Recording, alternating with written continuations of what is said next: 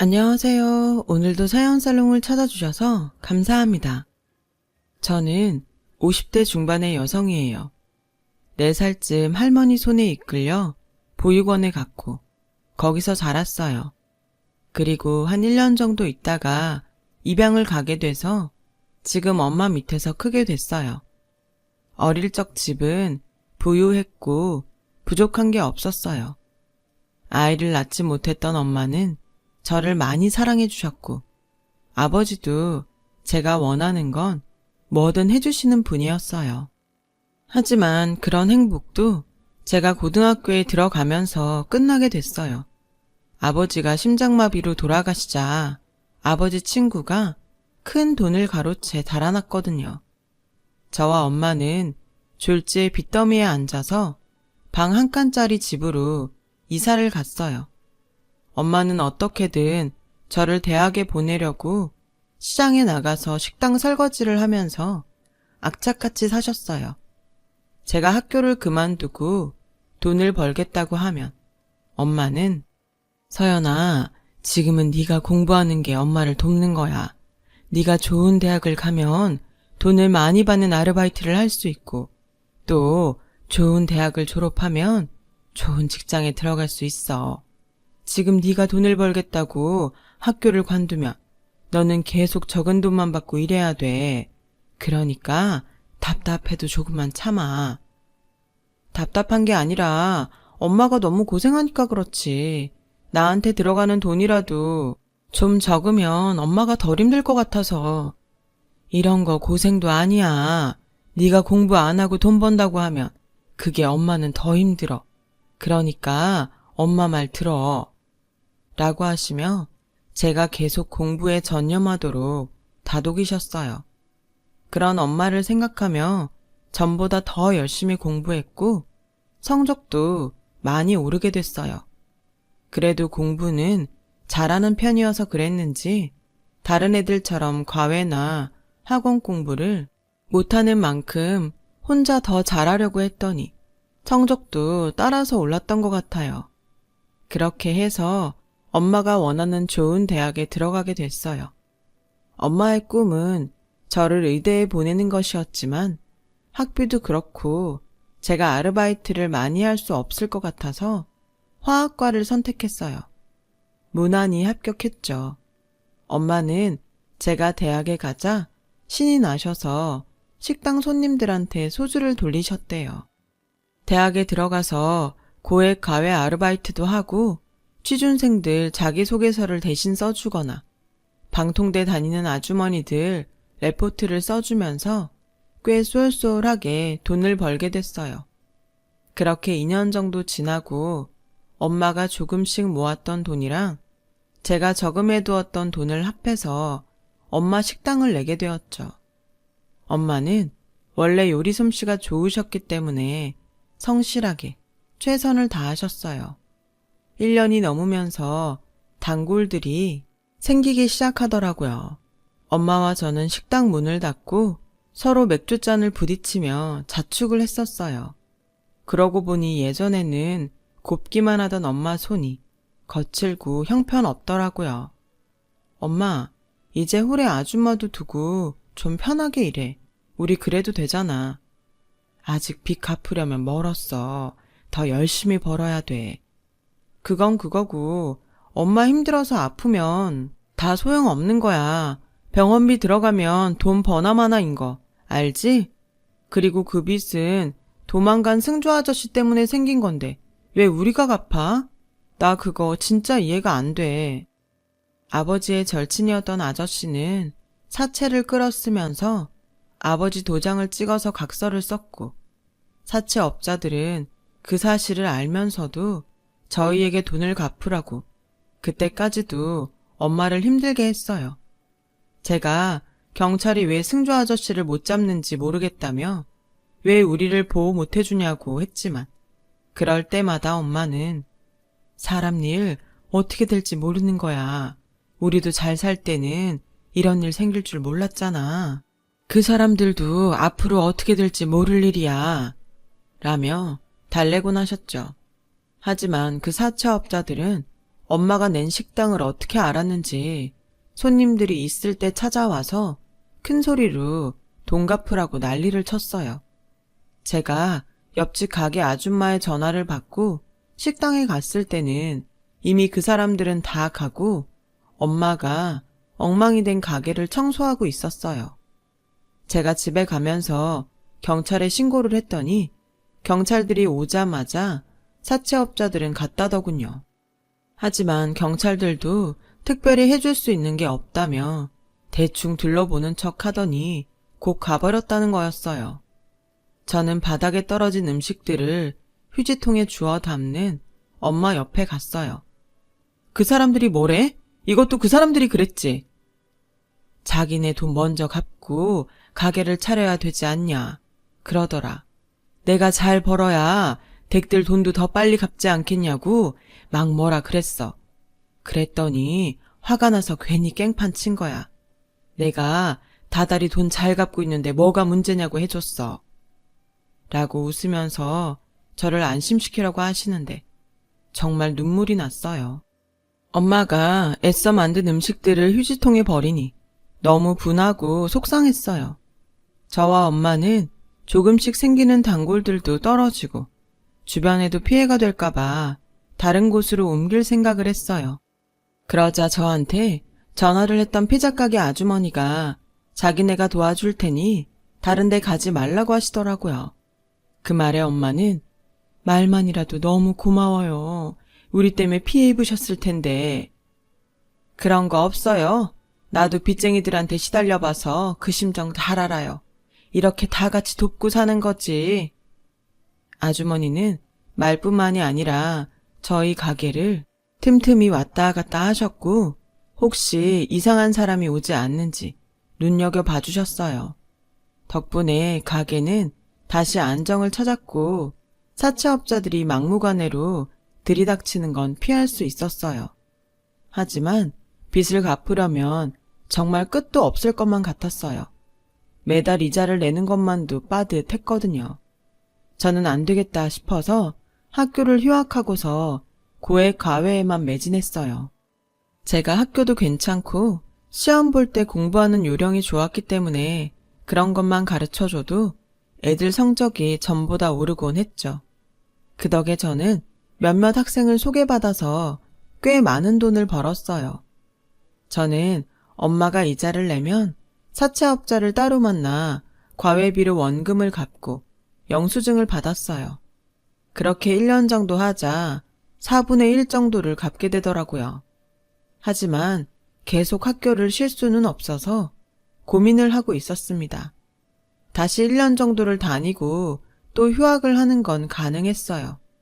그런데 엄마가 제가 원금을 갚는 걸 사채업자한테 듣고 저한테 왜 그랬냐며 제발 학교를 먼저 졸업하라고 하시는 거예요. 엄마가 전에 그랬지. 네가 좋은 성적으로 대학 나와서 직장 다니는 게 엄마 진짜 돕는 거라고. 라는 엄마의 상화에 결국 복학을 했죠. 무사히 졸업을 하고 직장에 들어가게 됐어요. 엄마는 가게를 빼서 보증금으로 사채를 일부 갚으셨어요. 저는 회사를 다니면서 주말에는 고액 과외를 하며 부지런히 돈을 갚았죠. 그렇게 돈을 갚아 나가면서 엄마는 다시 집 근처에 작은 분식집을 내셨어요. 제가 쉬라고 했지만 그냥 있는 게 심심하다고 하셨어요.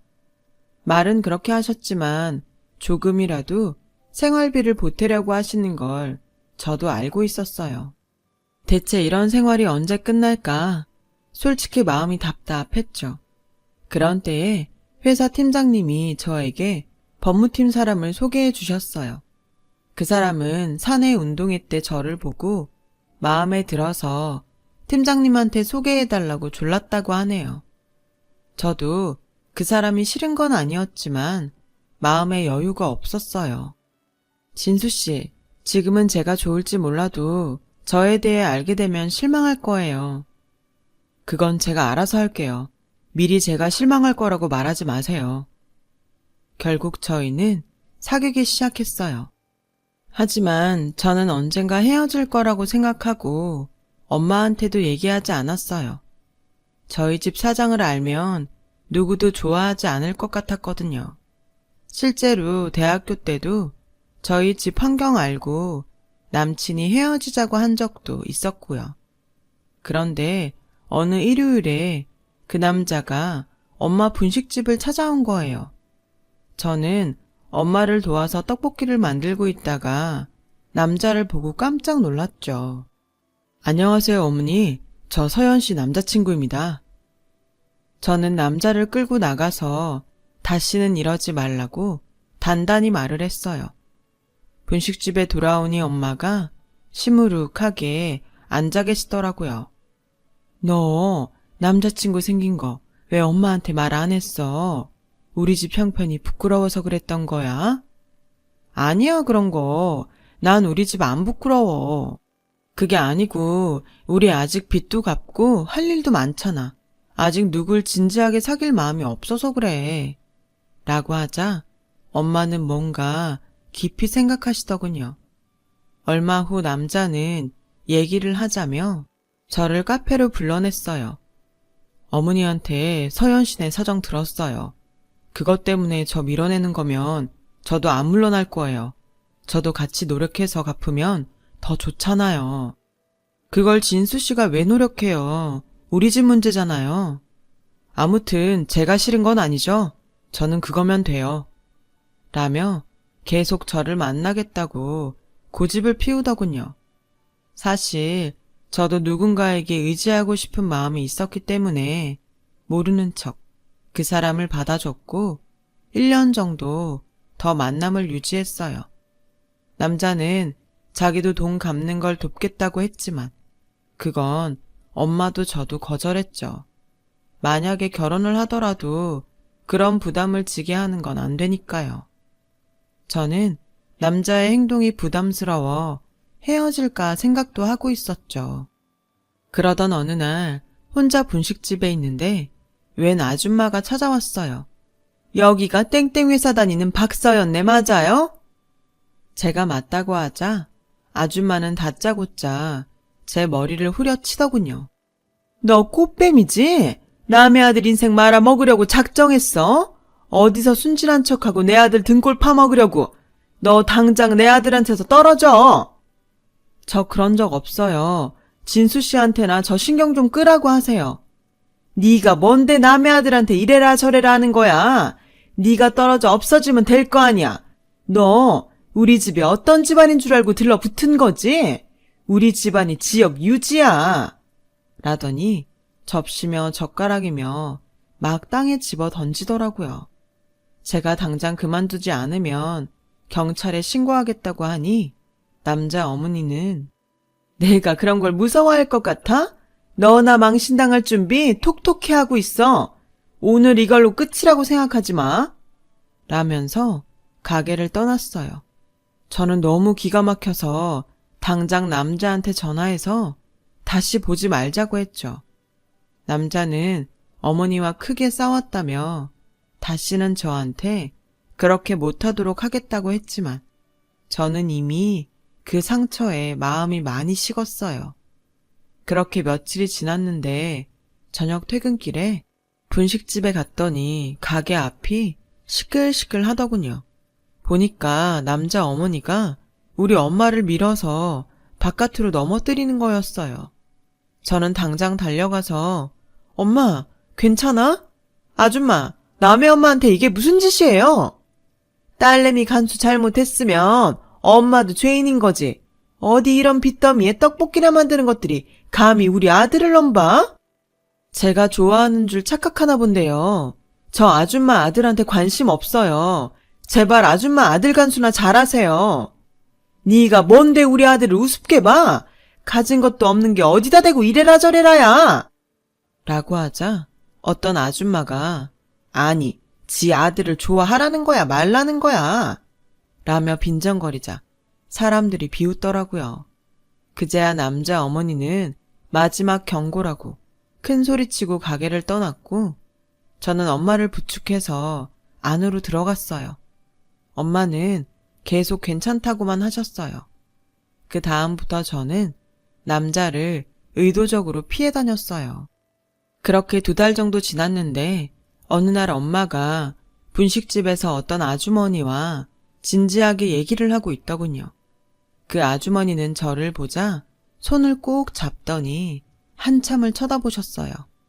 제가 왜 그러냐고 하자 엄마 오랜 친구라서 반가워서 그랬다며 또 보자며 가시더군요. 며칠이 지나서 엄마는 제게 서연아, 우리 빚 이제 다 갚을 수 있을 것 같아. 도망갔던 승주 아저씨 찾아서 그 아저씨가 갚기로 했어. 그동안 쓰고 싶은 거 못 쓰고 우리 딸 고생 많았어. 정말이야? 그럼 이제 우리 그 사채업자들 안 봐도 되는 거네? 엄마 정말 힘들었지. 그동안 고생했어. 저와 엄마는 서로를 끌어안고 펑펑 울었어요. 저는 엄마에게 전세자금도 만들고 여행 적금도 들자고 했죠. 그건 엄마가 할 테니까 너는 다른 애들처럼 옷도 사고 가방도 사고 예쁘게 다녀. 라며 엄마는 자나 깨나 제 생각만 하셨어요. 그러는 사이에도 남자는 계속 저를 만나러 찾아왔고 저는 그때마다 거절했어요. 아무리 생각해봐도 진수 씨 어머니가 우리 엄마한테 한 거 저는 용서가 안 돼요. 진수 씨도 어머니가 좋아할 만한 사람 찾아보세요. 엄마 일은 사과했잖아요. 다시는 그런 일 없을 거예요. 저번에도 그런다고 했잖아요. 그때는 나니까 괜찮았지만 이번엔 달라요. 라는데 엄마 목소리가 들렸어요. 뭐? 서연이한테도 그런 적이 있어?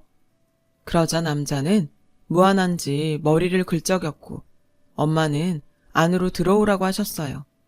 자네가 포기하게. 나도 나지만 우리 딸한테도 그랬다면 결혼해도 마찬가지일 거야. 아니에요, 어머니. 제가 정말 못 그러게 하겠습니다. 자네가 다른 일 안 하고 자네 어머니 계속 지키고 있을 건가? 나는 지금까지도 고생만 한 우리 딸 결혼해서 고생하는 꼴 못 봐. 그렇게 남자를 돌려보냈고 엄마는 밤새 잠을 못 주무시고 많은 생각을 하시는 것 같았어요. 그리고 얼마 후 엄마는 저한테 할 이야기가 있다며 회사 끝나고 밖에서 만나자고 하셨어요. 무슨 일이 있냐면 물어봤지만 엄마는 만나서 얘기하자고만 하시더라고요. 어쩐지 엄마 목소리가 평소랑 달라서 하루 종일 일도 하는 둥 마는 둥 하고 끝나자마자 약속 장소로 달려갔더니 엄마가 전에 봤던 아줌마와 계시더군요. 아주머니가 눈물부터 글썽이면서 제 손을 잡자 엄마는 서연아, 이분이 네 친엄마야. 그게 무슨 말이야? 친엄마라니. 그러자 제 손을 잡고 있던 아주머니가 와락 눈물을 터뜨리셨어요. 알고 보니 친엄마는 딸만 셋을 낳았다며 할머니에게 구박을 받았다고 해요. 할머니는 점집에서 막내가 없으면 아들을 낳는다고 한 말을 믿고 저를 친부모님 몰래 보육원에 버렸고요. 부모님은 백방으로 저를 찾았지만 할머니가 보육원에 기부를 하면서 절대 모르게 하라고 했고 보육원에서는 저를 빨리 입양 보낸 거더라고요. 나중에는 엄마가 보육원에 친부모가 찾아와도 알려주지 말라고 하셨대요. 엄마는 제가 너무 예쁘고 좋았고 누가 뭐라고 해도 엄마 딸이라는 생각 때문에 다시 데려갈까봐 겁이 나셨다네요. 그러다가 남자 어머니가 와서 행패 부리는 걸 보고 친부모가 잘 살고 있으면 저한테 더 좋을 거라는 생각이 드셨대요. 그래서 보육원에서 받았던 주소와 연락처로 수소문을 해서 제 친엄마를 찾았다고 해요. 친엄마는 저를 찾았다는 말에 당장 저를 데리고 가고 싶었지만 지금 사업체에서 다른 식구들과 경영권 다툼이 있어서 좀 어려울 것 같다고 하셨대요. 자식 하나를 아들 낳으라고 벌었다는 식으로 알려지면 그 다툼이 어려워진다고요. 친엄마는 그동안 저를 키워준 보답을 하고 싶다며 사채업자의 빚을 갚아주셨다고 해요. 친엄마가 당분간 비밀로 해달라고 해서 엄마는 제게 거짓말을 한 거였고요. 그런데 남자 어머니한테 제가 당했다는 얘기에 엄마는 더 이상 저를 힘들게 하고 싶지 않다며 친엄마에게 연락을 하셨대요.